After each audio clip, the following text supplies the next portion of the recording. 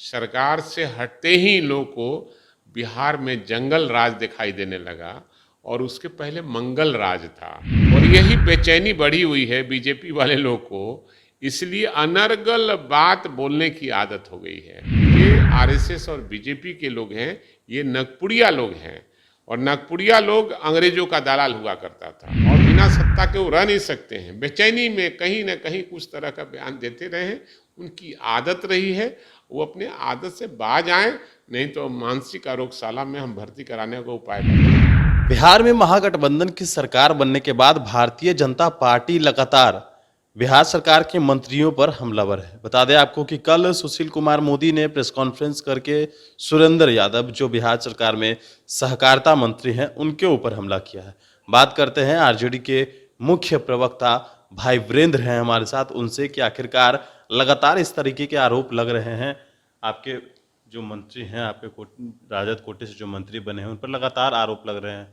असल में जो लोग भी वक्तव्य दे रहे हैं और हमारे मंत्रियों पर आरोप लगा रहे हैं, कहीं ना कहीं मानसिक संतुलन वो खो बैठे हैं लोग, और इन लोगों को सरकार में रहने की आदत लगी रही है। सरकार से हटते ही इन लोगों को बिहार में जंगल राज दिखाई देने लगा और उसके पहले मंगल राज था। इसलिए मैं उन नेताओं को मैं ये कहता हूँ कि मनेर के बगल में कोइलवर है, केवल सोन टपना है और मानसिक आरोग्यशाला वहीं पे है। मैं चाहूँगा कि अगर इसी तरह का अनर्गल बयान देते रहेंगे तो उन लोगों को सलाह देंगे, उनके परिवार के लोगों को, पार्टी के लोगों को, कि उन लोगों को वही आरोग्यशाला में भर्ती करा दे ताकि तरीके से बोल सकें ये लोग।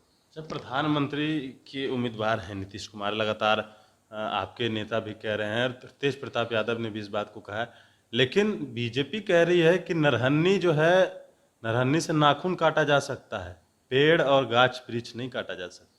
ये उनका ये है, ये लोग डरे और सहमे हुए हैं। बिहार जब अंगड़ाई लेता है और समाजवादी जब एक मंच पर होते हैं तो देश में राजनीति करने वाले की बेचैनी बढ़ जाती है, और यही बेचैनी बढ़ी हुई है बीजेपी वाले लोग को, इसलिए अनर्गल बात बोलने की आदत हो गई है।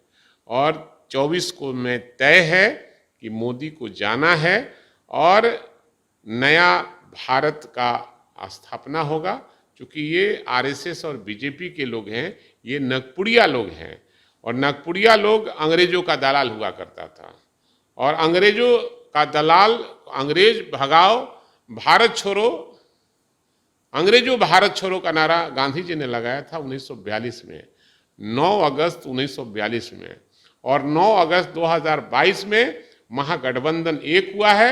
हम लोगों ने कहा है कि अंग्रेज को तो भगा दिया, अब रंगरेज रूपी जो उनके दलाल हैं उनको भी 24 में भगाने का काम करेंगे। सवाल ये भी है कि अब बीजेपी के लोग फिर से नीतीश कुमार को ऑफर देने लगे। अब ऑफर देना चूंकि रहा ना कि उन लोगों को सत्ता में रहने की आदत है और बिना सत्ता के वो रह नहीं सकते हैं। बेचैनी में कहीं ना कहीं कुछ तरह का बयान देते रहे हैं, उनकी आदत रही है।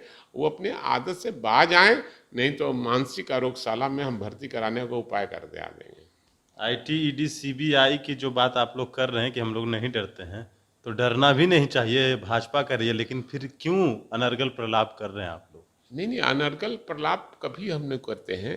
बेवजह किसी को परेशान करना इनकी नियति रही है, और हमेशा हमारे लोगों पर, हमारे नेता पर आरोप लगाते रहे, कहीं कुछ मिला भी नहीं।